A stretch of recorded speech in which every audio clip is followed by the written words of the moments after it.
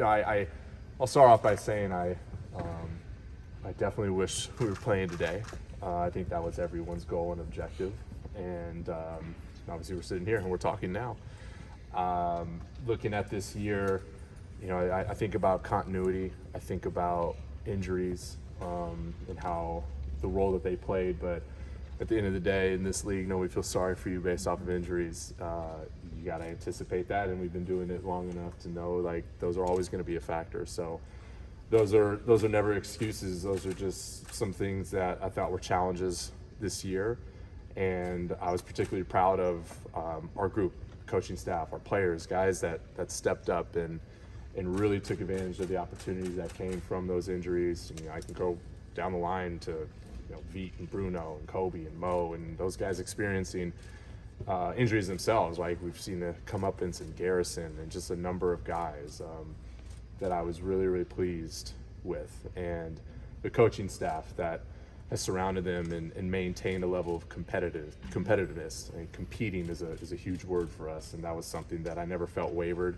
And I really thought our group, regardless of the lineups that were out there, regardless of the number of different lineups that we saw day in and day out, was something that was really good, really positive. But now we're in this space where we'll take a little bit of time, allow the season to kind of get to a more neutral state, and we'll begin our process, and our methodology of how we're going to continuously improve. And that's just the way we're going to operate moving forward. So much to reflect on, but at the end of the day, we know we've got work to do. So with that, I'll open up with any questions. Yeah, I was going to say part of that reflection might be looking at not just even the roster that you had this past year, but how much of it has rolled over the last 3 years maybe, and how many changes that you guys might need to make in order to have that improvement happen. Yes, our group, who I love and trust, we're gonna take some time to really hammer that out. That process is a process of first just stopping, making sure that we're in a state of neutrality, and making sure that we're in a group setting to where we can begin to label and really dissect some of the key features of this season. Mm-hmm. And then from there, it's a discovery process. And from that discovery, now we put and implement a plan in place on how we're going to get better and how that roster will ultimately shape up going into next season. And how prepared do you feel that, if somebody approached you this off season, maybe asking to be moved somewhere else, or not any specific person, but just in general, if somebody's saying that maybe this situation isn't necessarily working for me, how do you guys approach that and have those open conversations to kind of help everybody come out, I guess, in some way a winner? Well, part of that is just in the forefront is always communicating with guys and having them not be caught blindsided, but communicating kind of where we're at in general. And those conversations, of course, happen amongst the league, and I think we're always, in positions to where we would know how to handle those situations. The last time we spoke to you was after the trade deadline. You guys decided not to make any moves. Between that time and now, do you feel like you've learned more about this team, or you kind of already had an understanding to go into the offseason to make some of those decisions? Some understanding. We definitely learned a lot. We're consistently preaching growth mindset, and so we're always on the lookout for opportunities to get better. And in order to do that, you have to be able to sit and obviously watch, and then have those discussions moving forward. And since then, a bunch of time has passed, and variables have changed for sure, and new data comes in, so you're always taking new data and trying to figure out what's it going to look like moving forward. So certainly a lot has been learned, not just with players, but the entirety of the league and where the league is heading and how different teams are anticipating and preparing for a new cap environment. I think that's something that we've been doing as well, but to kind of see how teams have positioned themselves for this summer is interesting. What needs to change for you guys to be a championship caliber team? Because you guys have made, over the past couple of years, coaching changes. So at what point do you really just start to look maybe at the players that you have? Yeah, I mean, it's been happening, and it will continue to happen. Just making those changes, we never want that to just be arbitrary. Never want to do anything that is whimsical, but well thought out. And for us, it's kind of what I mentioned. It's about taking the time to reflect on this group and reflect on the areas in which we can continuously improve. And it's not a question of like when. It's like a matter of we'll always be doing that. It's the nature of our business, and that's part of my job, to lead a group that's going to have to do that. So do you feel like there maybe needs to be like a big shift or addition to the team really to be able to take that next step? I think we're going to learn that in time. I think those are going to be things that we're going to discover here in the coming weeks and months. The immediacy of the draft is coming up as well, so we've got to be able to navigate that while also continuously building out a roster and how we're going to construct that. But we're always going to look for areas to improve. Is it big? Is it small? At this point, it's hard to tell. I trust our group when we sit down and go through that process. A common theme seemed to kind of be that, while this group may be a good group and they might like each other off the court, it just didn't seem like they could figure out how to collectively play together. So how do you, I guess, find that balance of maybe finding the right personalities, finding the right skill set of players to kind of help this team be able to play collectively well? We are always looking to improve upon connectivity, selflessness. Those are two key themes for our group, and the type of culture and the type of personnel that we want in our environment. And in doing so, the way we prepare for that is by defining what that looks like for us in particular.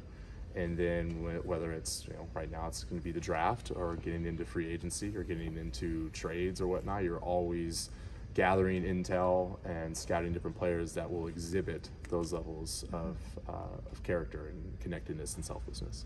What's something, maybe how do you define that as far as the selflessness and the connectivity that they might display? What questions do you ask, I guess? Well, I would define it as the move from me to we. And apart from just asking it, it's watching actions and how guys operate with one another. What have you seen this season that gives you confidence that just Trey and DeJounte can work well together moving forward? Well, those guys, they're incredibly competitive. There's plenty of moments where I can point to and say like, hey, it looks really good right now. And you're always going to take those moments and try to figure out, okay, how can we continuously get better? And it doesn't just come down to those two, right? Like it's something where you're going to look at the entire team, and then like those are going to be a focus. And then we're also going to look at like, okay, what's the rest of the team going to look like? What's this roster going to have to continuously improve upon, not just them. As you look at the defense from over the course of the season from October to April, how did you see it grow or change or adapt, and what do you think it has to do moving forward? Yeah, those are going to be that's a good question, because that's the questions we'll go into this offseason looking at. We'll look at the data, look at the analytics, we'll go back and we'll watch film, and we'll see what the various lineups that we did have, what were those groups doing, what were the contexts in which those certain actions were occurring. And I think from there we'll be able to have a clearer path moving forward on how we can continuously improve defense. If you look at a basketball game 10 years ago or 10 years before that, styles adapt and grow. If you try to plan a team that's going to win in the future, what do you think is sort of the next step of evolution of basketball in the way that the game changes, so that you can sort of anticipate how you want your team to look as that question makes any sense at all? It's a very nuanced and thorough question for sure. It's I think there are always going to be principles that are timeless. Size, length, athletic ability, BBIQ, things that are of course important to many teams, but important to us as well.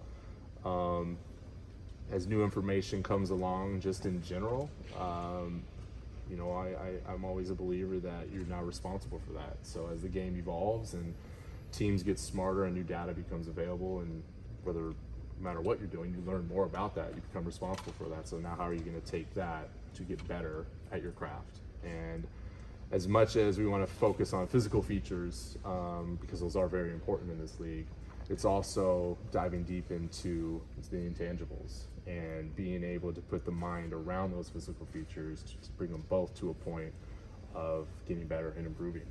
So there's always going to be things that you look at and like those are features that usually are successful in this league, but of course there's always outliers as well. So that's what makes scouting extremely tough, especially in the draft process. I'm curious, I've heard you talk before about Hawks DNA and competitiveness and all sorts of things.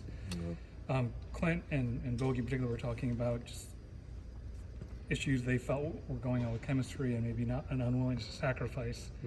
And kind of what does that say about what's happened with, in the players that have come in here and that you guys have acquired, that as much as you're putting an emphasis on connectivity, that seems to be an issue?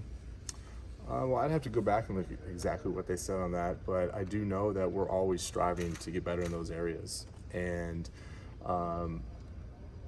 certain character traits, if you can move from it just being something that's innate, like this is a person that's born more patient, more competitive, rather let's look at those as skills to be developed and putting players and people in positions to where they can improve upon those and practice those more and more. So when you look at the start of the season to the end, like, can we be more connected? Can we be more unselfish? Can we be more competitive? That would be how I would look at that. I guess, so so it's not necessarily that our filter is we're going to bring in guys that have those traits already, but we're willing to take chances on guys and believing that they can become more sacrificial or connected. Is that what you're saying? Well, it's a good question. It's really, no, we do want to have that as a filter. I think there is a baseline threshold of which you can look at not just one or two different character components, but a majority of different things that we have determined that are important. And you're discerning how best to move forward with that and if they can enhance those properties going forward. So it's a bit of a both and right there. Yes, we're going to use that, and we're going to use that as a filter on who we bring into the organization, but then we're also going to use that in a way to create development plans for guys that are specific and customized. One physical feature that can't be denied is just height and size, and having that on your team. How big of a focus is that for you guys moving forward to potentially add that to the team? It'll be something we look at. It's not just going to come down to that. I think there's a number of different things that will come up when we go through our assessment stage. But yeah, being in this league, size definitely helps, and that's just the nature of the system in which we play basketball. Given the circumstances of what is going to happen tonight with Sacramento and how that could relay a pick to you guys, how big is an impact of that pick coming to you this season in your plans, or do you kind of view that as more of a bonus thing, or something that you how big of an impact is that pick relaying to you guys this year, part of your plan? Well, the beauty of our group is we try to prepare for all scenarios. So to look at that, one, it's out of our control. Like, they're going to win or lose, and that will determine ultimately where that pick goes. So if we get the pick, great. What does that look like? How are we going to leverage that asset moving forward to build out our team? And if we don't get it, okay, we'll prepare for it next year, and it still becomes an asset for our future. You have a bunch of young guys who didn't necessarily have huge playing time this year due to injuries and all kinds of things. How do you approach not only the summer but going into next year with Kobe and AJ, who was kind of in and out, played a lot more last year, Mo being banged up? Like, I know it's a lot of focus on the guys who play more minutes, but the young guys who are already in the pipeline, how do you kind of navigate those guys? You're right. Those guys have been in and out for various reasons, and I was most proud of just their resilience. Like, every single one of those guys went through a pit, and they came out the other side, I thought, better. Not that you ever want to have to go through those, but the way that they approached it, the way that they showed humility through it, and the discovery of different things about themselves in that process, I thought was great.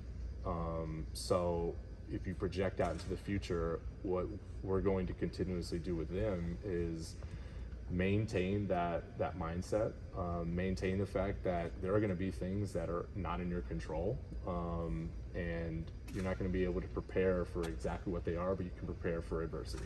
So what tools are we going to give them through that? What habits are they going to have to add to their routines day in and day out towards becoming the best version of themselves? So early on, and this was especially in this last draft, a part of like the character that we want in this group. It's not something that's perfect where all of a sudden like you're the perfect person. It's more about how have you responded to these situations before, because that gives us an opportunity to then project out how you respond in the future. And to have a growth mindset that those guys do have is really important. It's very important for us. Continuously improving is a common theme here, as well as the competitiveness and perseverance and just grit. And those guys showed a lot of that, and I'm super proud of how they did that. And I would bank on the fact that they won't stop doing that in the future. What went into the decision around V and the conversion, non-conversion? A lot of talk about that at the end of the season. Like, how do you evaluate that kind of thing? And obviously, he becomes a free agent now. How do you sort of navigate that this summer too? Veet had an incredible end of the year. Very similar to your last question about a guy's journey, different pit stages that they go through. I mean, he was here, then he wasn't here, and now he's back. And he showed us a lot of excitement towards the end of the season, and a lot of really good play. And it wasn't an easy decision with how we came to it, but leaning on our process and methodology and how we got there, I'm more than confident that that was the right decision, and really trusting our group on getting there. So love Veet, want to see if we can do something for the future here with him, but a lot went into that. And a lot went into his game, and a lot of coaches spent a lot of time with him. The time that he spent in College Park with Coach Ryan and his staff and the group that was there, all goes into that. So that's a great story today, and as he continues into the future, hopefully become a greater one. Trey said that he, likes being here, but he also wants to win. How much do you see his future here being with the Hawks moving forward? Trey's the ultimate competitor. He really is. Without a doubt, I know he wants to win, and it never comes down to just one guy. Because as great as Trey is, he is a fantastic basketball player, all-star caliber player. He knows, and we know that it's going to take more than one. So, we'll look at this roster and continuously build out, because we all want the same thing at the end of the day. We want to win. Landry, the saying is that hindsight is 20/20. Just wondering, looking back on the season and knowing what you know now, are there moves that you wish you would have made, or maybe moves you wish you guys didn't make, or how do you kind of reflect upon the season like that? The way I look at that is, you can always look back and say, I should do this, should do that, but there would be no growth opportunity if you always got it right. I think it's the shift from, if it can't be perfect, then learn from it, and then progress and practice whatever it is that you learn from that. So I think we look back at seasons like this and any season, and instead of judging it successful, unsuccessful, I judge it as important. It's very important for us to go through a number of different things, adversity, the highs, the lows, and then taking the time to stop and reflect on, why was there a success there? Why wasn't there success there? And then our commitment to excellence and commitment to getting better. That's within our control, and that's what's going to position us going forward for the big results that we ultimately want at the end of the day, because results are important, and we do want to win, but we also put a huge emphasis on the how. Are there moves you already know you want to make? I'm not asking you to name names. No. Thank you. Thanks. Thanks, everyone.